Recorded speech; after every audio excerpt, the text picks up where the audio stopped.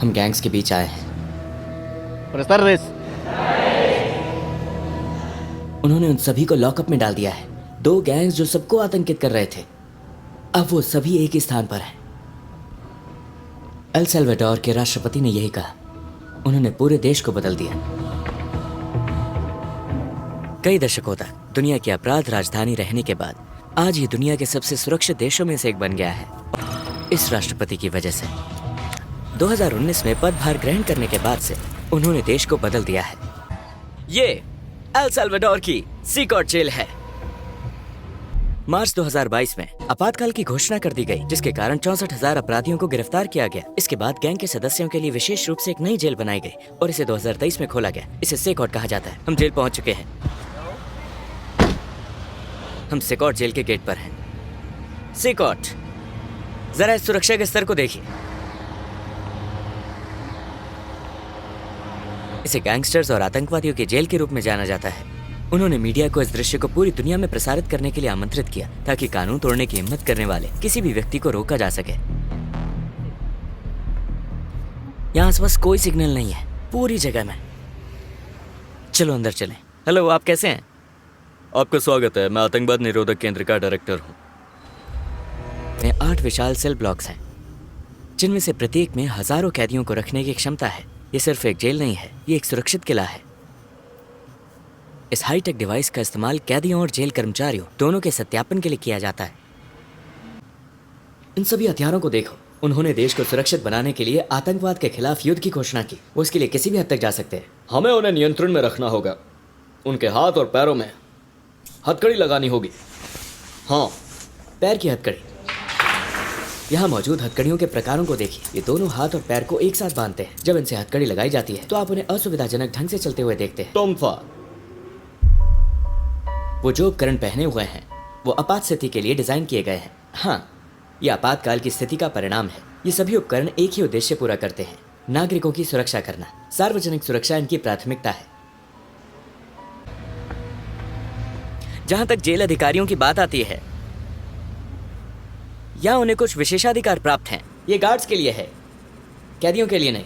कैदी अपनी कोठरियों से बाहर नहीं जा सकते। क्या आप और यहाँ के गार्ड्स देश की सुरक्षा के लिए जिम्मेदार महसूस करते हैं? क्योंकि अगर ये गैंग मेंबर्स भाग गए, वो हाँ, यही बात देश को सुरक्षित बनाती है। आपकी सेवा के लिए धन्यवाद। धन्यवाद जी। ये शेविंग के लिए है। आप सोच रहे होंगे कि ये कैदियों के लिए है, लेकिन असल में ये गार्ड्स के लिए है। उनका अच्छे से ख्याल रखा जाना चाहिए, क्योंकि वो दुनिया के सबसे खतरनाक अपराधियों से घिरे हुए हैं।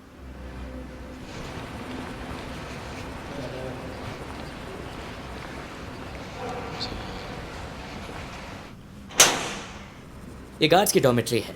वो यहाँ 5 दिन काम करते हैं, इसके बाद 5 दिन की छुट्टी होगी। अपराधियों के सामने पूरा दिन रहने से होने वाले तनाव को कम करने के लिए ऐसा किया जाता है। ये जिम गार्ड्स के लिए है। ये सब गार्ड्स की भलाई के लिए है।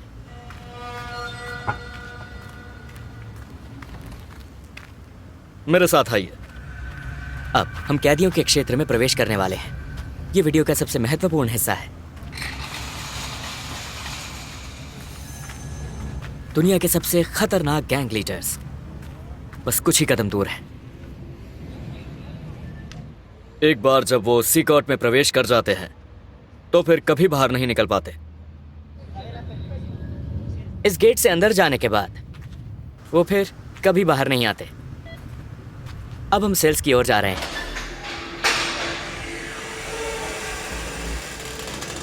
अंदर आ जाइए। हम गैंग्स तक पहुंच गए हैं।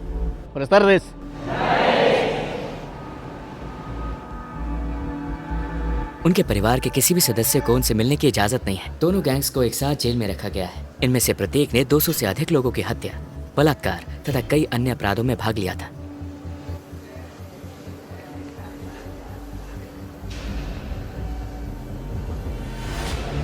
उन्होंने कहा कि अगर आप उनकी ओर देखेंगे तो वो आपको गुस्से से देखेंगे। चलो देखते हैं। जैसे कि आप देख सकते हैं, उनमें से हर एक ने सफ़ेद यूनिफॉर्म पहनी है। टी शर्ट, सफ़ेद शॉर्ट्स और सफ़ेद चप्पल। उनके पास अंदर बस यही चीज़ें हैं। वहाँ कोई गद्दे नहीं है। वो वहाँ मौजूद लोहे की सतह पर सोते हैं। यहाँ भारी संख्या में गार्ड मौजूद हैं। ऐसा लगता है जैसे देश में युद्ध चल रहा है। सभी कैदी एक जैसी सफ़ेद वर्दी पहनते हैं। हाँ,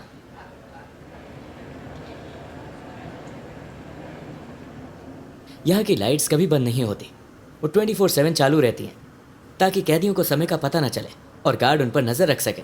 उनके पास दुर्व्यवहार करने का कोई मौका नहीं है। प्रत्येक सेल की क्षमता 100 कैदियों की है, लेकिन हर सेल में केवल 80 बिस्तर हैं।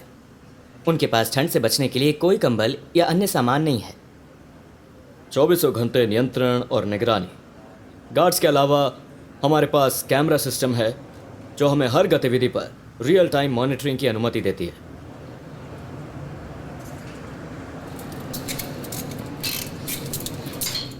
उनमें से कुछ को अब व्यायाम करने के लिए बाहर जाने दिया जा रहा है।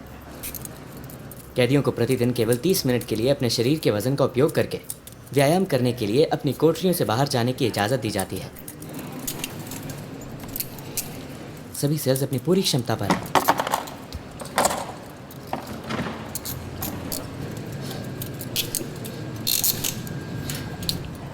ऐसा लगता है जैसे ये किसी फिल्म का दृश्य है। सिकॉट।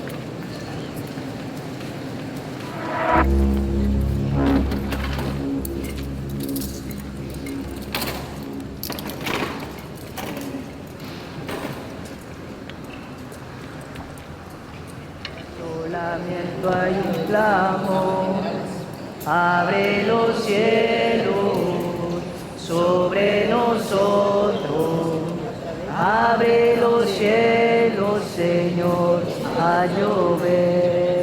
उन्हें सिर्फ इसी एकमात्र गतिविधि की इजाज़त है। उन्हें कुछ और करने की इजाज़त नहीं है। Somos tu pueblo, somos tu vida, abre los cielos, Señor.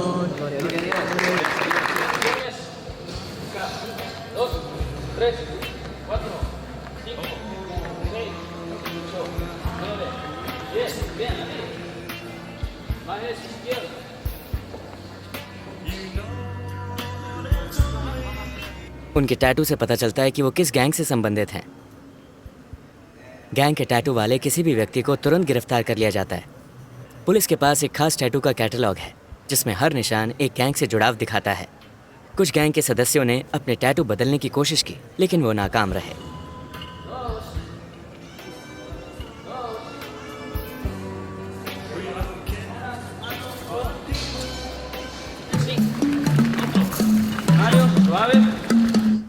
यहाँ नर्सें हैं। एक डॉक्टर रोजाना आकर इनका चेकअप करते हैं। मेडिकल स्टाफ का हमेशा यहाँ रहना ज़रूरी है क्योंकि कैदियों को बाहर जाने की इजाज़त नहीं है। यहाँ से एक कमरा है जहाँ वो अपने वकीलों से वीडियो कॉल के ज़रिए बात कर सकते हैं। मुकदमे यहीं चलते हैं क्योंकि उन्हें बाहर जाने की इजाज़त नहीं है। यहाँ वो अपने वकीलों से वीडियो कॉल के ज़रिए बात करते हैं। यहाँ हम कैदियों को बैठाते हैं। यहाँ हमारा क्लिनिक है। इस शानदार जेल के अंदर ये सारे कमरे देखो। ये इलाज और इंजेक्शन देने की जगह है।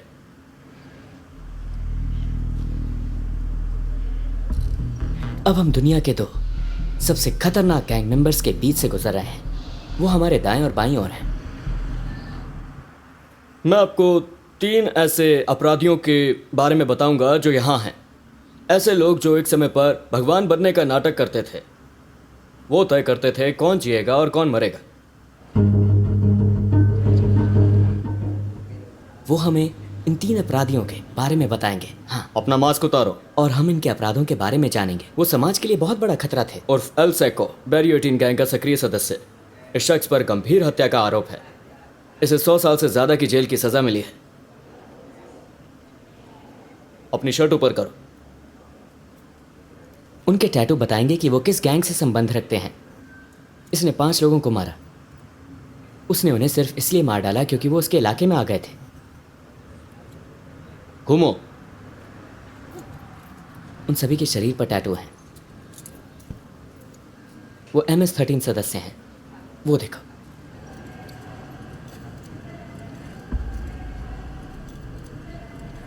इसने 4 लोगों का अपहरण किया था। उसके बगल वाले ने 5 लोगों की हत्या की थी। ये यहाँ कैद अपराधियों का बस एक छोटा सा नमूना है। तीसरा कैदी भी एक गैंग का सदस्य है। इसने एक जवान लड़की को मार डाला जिसका एथलीट बनने का उज्जवल भविष्य था। बाद में उसने उसकी हत्या कर दी। अपनी शर्ट ऊपर करो। उसने उसका भविष्य छीन लिया।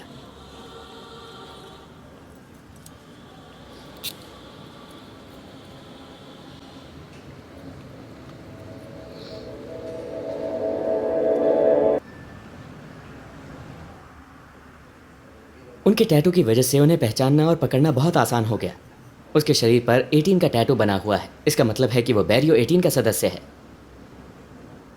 ज्यादातर टैटू जो तुम इन पर देखोगे उनमें कुछ कब्र के पत्थर बने होंगे। ये टैटू वो अपने गैंग के दूसरे सदस्यों की याद में बनवाते हैं। उनके गैंग के सदस्य जो मारे गए। उनके शरीर पर उन लोगों की कब्रों और खोपड़ियों के भी टैटू हैं जिनकी उन्होंने हत्या की है। यहाँ मारिया, यहाँ क्या लिखा है? संटाना गुज़मान। संटाना गुज़मान वो कौन है? मेरी दादी। वो उसकी दादी है। उसके बेटे का चेहरा। ये टैटू उसके मारे गए गैंग सदस्यों की याद में है। उसने उन्हें खोपड़ियों के रूप में बनवाया है। हर टैटू का एक मतलब होता है। इन सबको गिरफ्तार करके एक ही जेल में बंद कर दिया गया है। ये दोनों गैंग आपस में दुश्मन थे, लेकिन अब वो एक साथ कैद हैं। आमतौर पर उनके पैरों पर औरतों के चेहरे बने होते हैं और साथ ही खोपड़ियाँ और गांजे के टैटू भी। हाँ,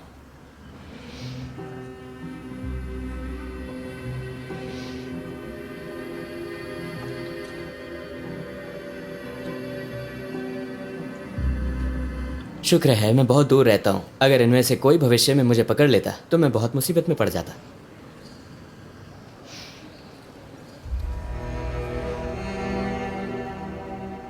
ये गैंग कभी दुश्मन थे, लेकिन अब ये एक ही सेल में रहते हैं। उनकी पूरी जिंदगी इस सेल के भीतर सीमित है। वो कभी बाहर नहीं जा सकते। ये उनका टॉयलेट है। क्या आप देख रहे हैं? ये वहां कोने में है। ये 2 साल से यहाँ है। जैसे ही जेल खुला, सारे अपराधियों को यहाँ भेज दिया गया।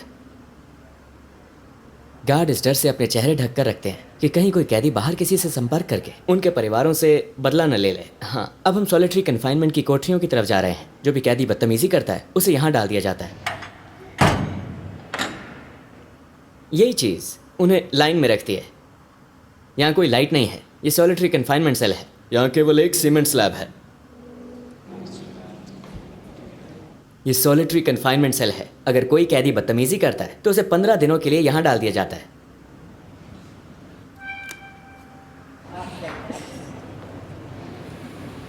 वो खाने के लिए भी अपनी कोठरी से बाहर नहीं निकलते। खाना अंदर ही पहुंचाया जाता है। सिर्फ बीन्स और चावल, कोई चिकन नहीं, कोई मांस नहीं।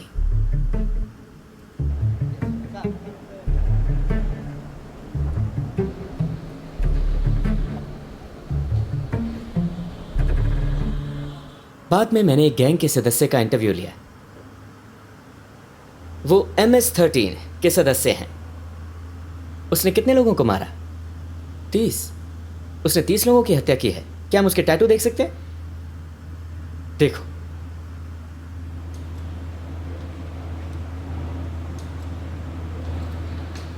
क्या उसे अपने अपराधों पर पछतावा है? क्या तुम्हें अपने अतीत में किए गए कामों का पछतावा है? Encontrándome un penal de máxima seguridad donde solo lo básico se le da a uno, se lamenta uno. Quizá uno se hace fuerte durante el día, pero en la noche uno se lamenta y llora, encontrándose en esta condición.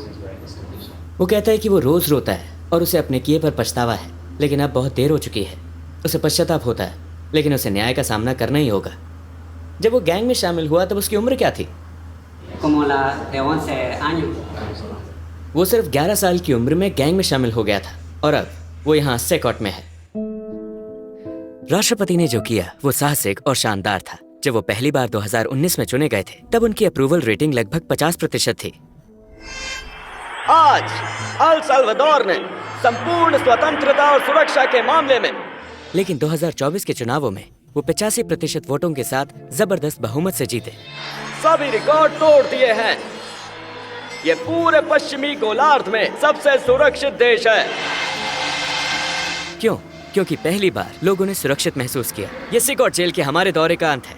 आपने इस episode से क्या सीखा? इस राष्ट्रपति से हम बहुत कुछ सीख सकते हैं।